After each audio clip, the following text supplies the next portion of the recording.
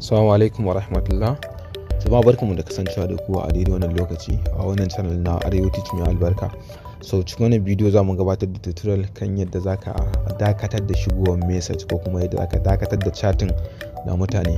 Misali zai zama cewa ina online a WhatsApp amma ko da mutum zai tura mun text sau 100 bare zo mun ba. Sannan kuma ba zai nuna mushi cewa message din ya zo mun ba. So wajen gudanar da wannan aikin ana amfani da WhatsApp GB ne.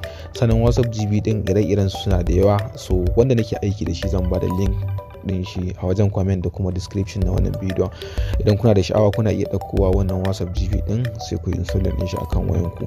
Ban sani ba ko sauran WhatsApp GB din suna yi, amma dai normally gaskiya wannan shine wanda na aiki da shi kuma shine wanda nake da yakinin cewa yana yin wannan aikin da muka ci zamu gwada. So na farko zamu je kai tsaye ga buɗe shi WhatsApp GB din namu kamar yadda yake a nan wajen. So in ya buɗe mana zai kasance daga nan wayannan mutane su ne wanda muke chatting da su. So in ina so na shirya wannan abun, so zan zo daga nan zan taɓa wannan dot din guda uku kamar yadda yake a nan. Wannan na taɓa shi zai fidda mu wannan tsarika. Za mu ga akwai GB setting, akwai WhatsApp message schedule, akwai auto replay, akwai restart WhatsApp, akwai WhatsApp a number. So zan taɓa GB setting kamar yadda yake a nan wajen. Ina taɓa shi ma zai buɗe mun. Za mu ga akwai privacy and security, akwai dot ons ko ons, akwai update, akwai teams.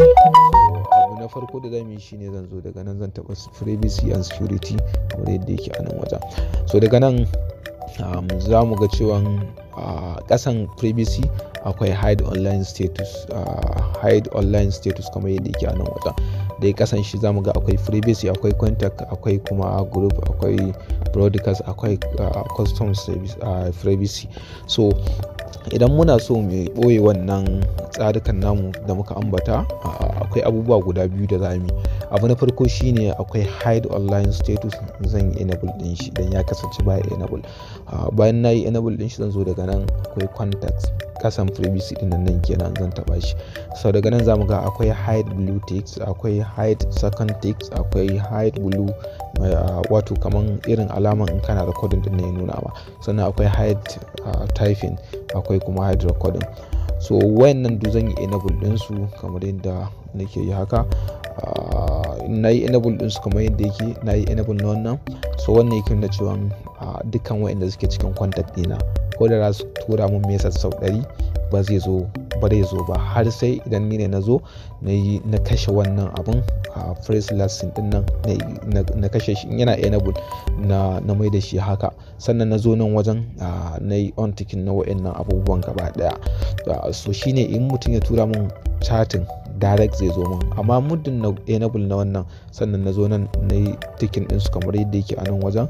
So bare ko mutum ya tura mun message bare zo ba, sannan bare nuna mushi ya zo gare ni ba. Abin da ya faru shine wannan WhatsApp sun yi modin din shi a mazannin haka. Ba mamaki kaga WhatsApp GB ɗinka ka yi enable na wannan abubuwan kuma an tura ma message yana yi. So amma normally wannan WhatsApp da na ce zan ba da link din shi, in ka ɗauko ka yi enable na wannan abubuwan, mutum zai tura ma message bare taɓa zuwa ba har sai in kai ne ka zo ka caccanja wannan setting din da kai. So bayan ka canja din ma misali na yi enable din shi, so in na zo ni na yi abin da na yi ina so in dawo da shi, ko da na zo na kashe nan sannan na zo nan na cire wannan tikin din, so bare ba ni damar da message zai zo ba har sai in na zo ni still na zo nan wajen na taɓa wannan dot line guda uku, na zo nan wajen na yi restarting na wannan WhatsApp din.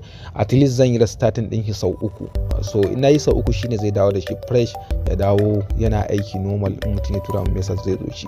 So wannan shine tsarukan da ake bi wajen gudanar da wannan aikin. Idan akwai abin da ba a fahimta ba ana iya tambaya na a wajen comment box. Sannan in akwai wani ƙarin bayani still shi ma ana iya tambaya na, wannan Allah ya kaddara ina da amsa zan bayar. So anan zamu dakata. A kasance da Arewa Teach a kowane lokaci. Idan akwai abin da ba a fahimta ba akan iya tambayar mu sai mu haɗa wani tutorial insha Allah.